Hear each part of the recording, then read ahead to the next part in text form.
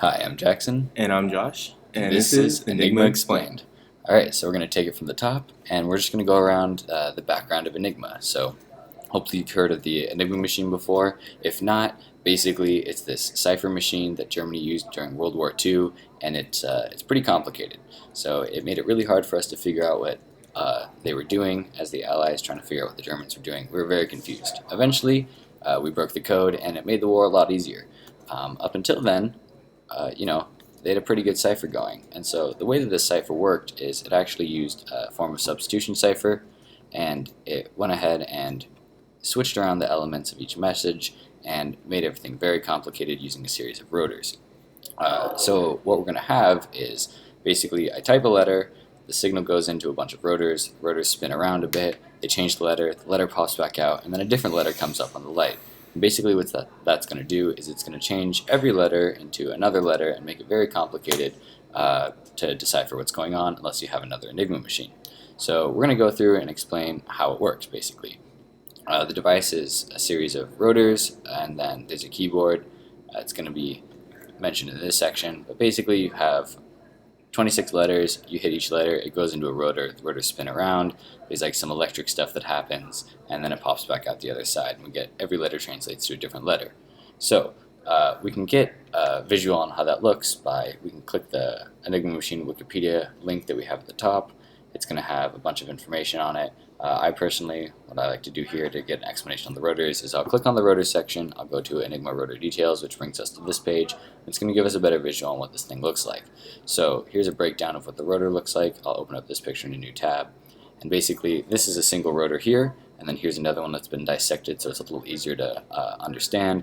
And the way each rotor is going to work is you're going to have the rotor itself is comprised of multiple components. You're going to have this thing called the ratchet, which is this area right under here. It's a little hard to see in this.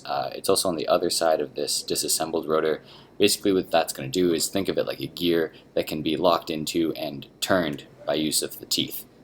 In addition, there's going to be these little contacts right in front of the ratchet, which are how we send electric signals through the rotor.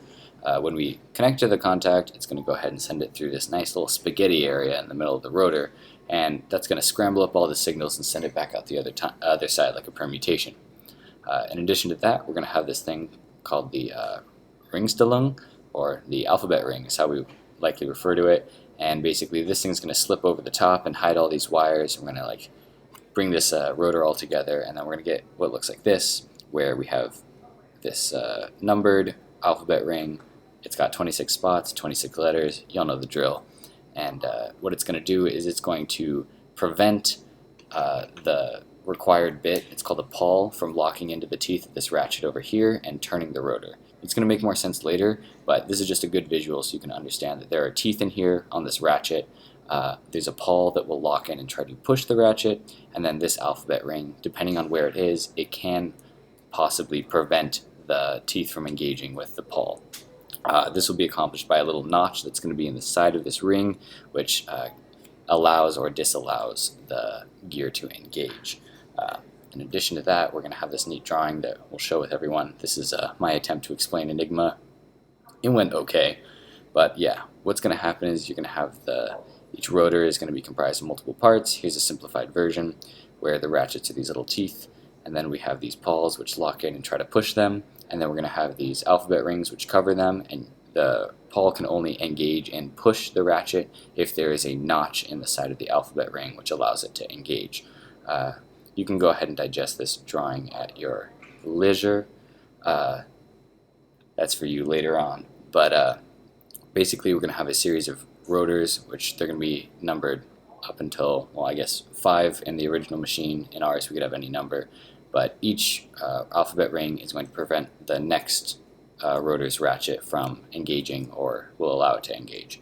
I think, what else? I think that's it. I think that's it for now. We'll go ahead and have another video which further explains this, but yeah, what's important is that we get how the rotors look is going to be ratchet, and then the rotor itself, and then it's going to have a ring on the other side, and the ring keeps the ratchet from being engaged by the pawl. Other than that, you'll learn more in further videos.